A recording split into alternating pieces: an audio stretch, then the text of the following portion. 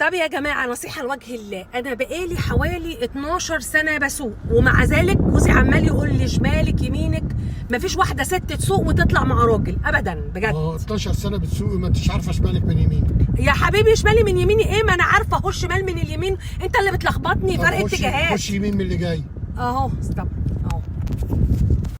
خش يمين بقى. هو ده اليمين. يا عم مش مشكله، فرق اتجاهات. ايه المشكله؟ لا المهم هوصلك البيت. انا بشاهد الناس عليكي بس عشان تبقى عارفه يمينك من شمالك. لا انت بتذلني يا حبيبي، وبعدين انا 15 سنه بسوق. كنت ايه اللي كان في مشكله بجد؟ كان في مشكله. انا مش بذلك، انا بعلمك السواقه الصحيحه، انت مش عايزه. طب في خلال ال 15 سنه دول عملتي كام حادثه؟ 4 حوادث بس. بس اي حد بيتعلم المفروض ان هو عنده ضحايا.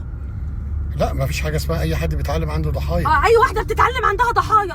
قصدي مش مشكله، وبعدين احنا سلام يعني. وبعدين انا بصراحه هنرجع البيت بقى، وما حدش يطلع مع حد تاني يا جماعه. ما فيش واحده تطلع مع جوزها، كل واحده تطلع لوحدها. اطلعي مع صاحبتك، اطلعي مع خش اختك. شمال، خش شمال.